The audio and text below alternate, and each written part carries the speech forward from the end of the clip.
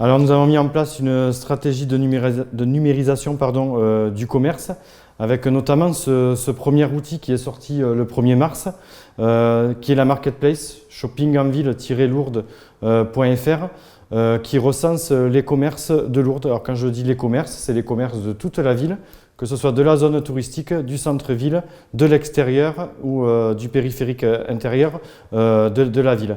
Voilà, ça regroupe l'ensemble des commerces. Aujourd'hui, ils sont 160 référencés avec des inscriptions chaque jour.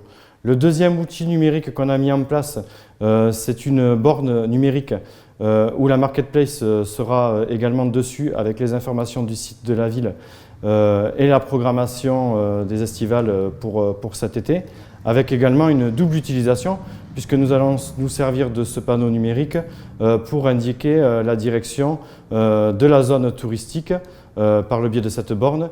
Et une deuxième borne qui est placée au Pont-Vieux sert également de relais signalétique et indique la zone centre-ville, les halles et le marché.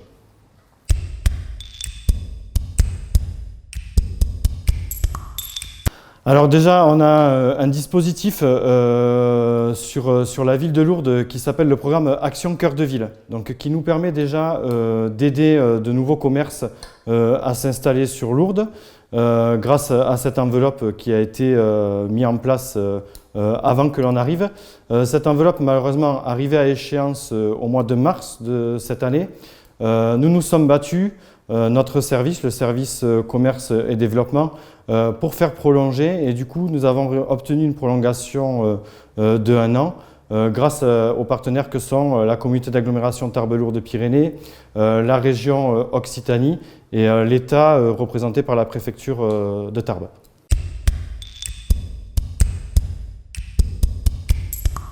Je tiens à préciser que la ville de Lourdes dispose de son propre service coordination événementielle, qui est dirigé par ma collègue élue Marie Etcheverry, qui est également vice-présidente de l'Office de tourisme de Lourdes.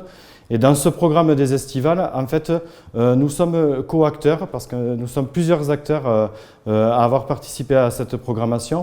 Donc nous retrouvons les socioprofessionnels, les transporteurs, les commerçants des halles et marchés, les hôteliers, en fait tous les socioprofessionnels et tout le secteur économique de la ville a travaillé sur cette belle programmation, avec notamment la mise en place de marchés nocturnes sur la zone centre-ville, mais également sur la zone touristique, puisque nous aurons des marchés nocturnes au quai Saint-Jean, avec un passage rue de la Grotte et boulevard de la Grotte pour le touriste pèlerin ou même pour le Lourdais. Les soirées Rejoins-moi, je suis au resto, où là tous les samedis soirs, eh bien, nous allons engager les restaurateurs et les cafetiers à prolonger leurs terrasses en faisant des zones piétonnes animées par le service commerce sur certaines dates par des concerts, si cela est possible bien sûr avec les règles sanitaires en cours. Ouais, il y a un grand programme d'événementiel avec notamment aussi un concert qui va faire du bruit, je pense, c'est la venue de Vianney, le chanteur, le 9 juillet, où on a reçu déjà pas mal de demandes.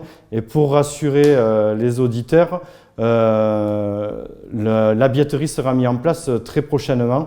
Donc je les invite à rejoindre la page Facebook officielle Les Estivales de Lourdes pour suivre la programmation.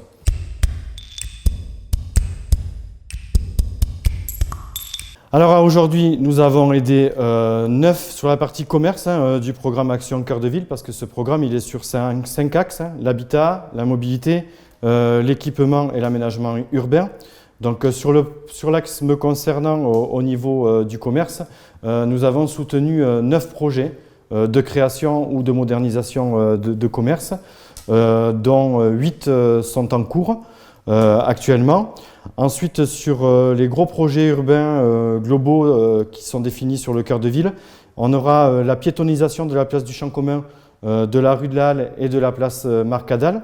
Après, il y a le projet de mettre en place un réel palais des congrès en cœur de ville, donc situé là où il est actuellement, mais avec des aménagements plus modernes, plus accessibles, plus performants, afin de recevoir un peu plus de public et de donner une belle image de notre ville, une image qui est capable de recevoir des congrès, des formations, voilà.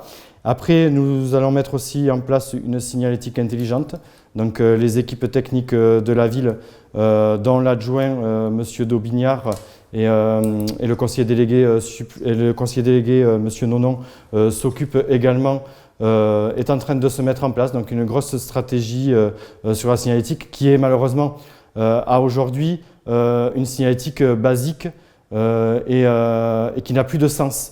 Donc, quand on arrive dans cette ville, il faut qu'on puisse de suite pouvoir trouver un parking, qu'on puisse de suite pouvoir savoir où sont les commerces, où est la zone touristique.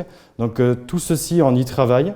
Alors, c'est un travail pour l'instant qui ne se voit pas, mais qui se verra très prochainement et qui rassurera également tous les acteurs économiques de cette ville, parce que c'est leur demande.